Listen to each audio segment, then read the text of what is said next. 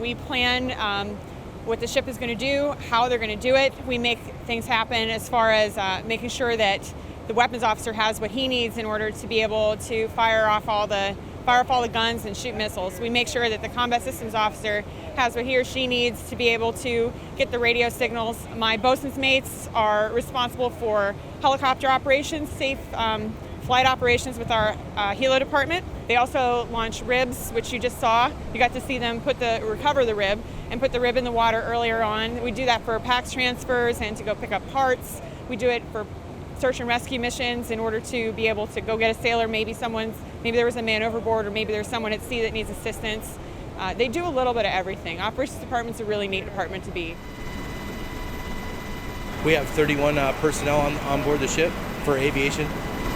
In the hangar bay here, this is where we can take our aircraft and we can configure it. Essentially, we fold it up in order to be able to stow it on board the ship. We have our RAST RSD, which is the rapid securing device. It's how we maneuver the helicopter into and out of the hangar. We have 2 helicopters on board, and we pretty much keep it in here, and this is where we do most of our maintenance and store the helicopter while we're not flying. So I oversee the safe navigation of the ship, the administrative aspect, the personnel and pay side, as well as the medical side of things. Up here is the bridge. This is where I spend a lot of my time when we're underway, where the ship is actually steered from and where the throttles for the engines are controlled. So right here are the throttles, which are going to control our speed up and down. We can go up to 30 knots, and then we can go backwards as well. And then the steering right here, we have Seaman Madison, who's currently our helmsman, who is manned by various helmsmen throughout the deck division. And the crazy thing is that you have this $1.5 billion warship, and you have your most junior guys that are the guys driving it, the guys who just checked in on the ship, the guys who just came out of school, and here they are. They're the helmsmen for this giant warship. As you can see right now, we're getting ready for lunch. We have a crew of about 350, so that's about 1,100 meals every day that the cooks prepare fresh. That's 24/7. It's usually busy in here. Tuesdays, they're always Taco Tuesdays. Wednesdays, they're always burgers. Saturday nights is always pizza, and every so often we throw in a surf and turf night, so for special occasions. Occasionally we go out to the flight deck and prepare burgers out there on the grill. So that usually gives the crew a good chance to blow off some steam and get some fresh air. Now you're on the crew mess decks.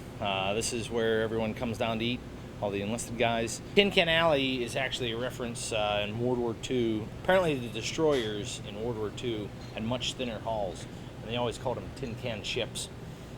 So they called the folks that were the sailors that were stationed aboard destroyers tin can sailors.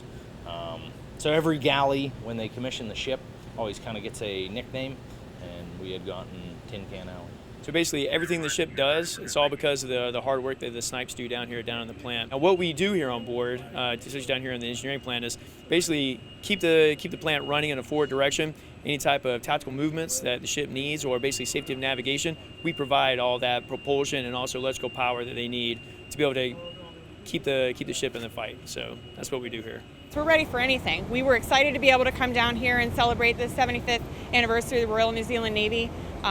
We were very excited, especially after Commander Crichton came on board and gave us a lot more background about really what the Royal New Zealand Navy is about.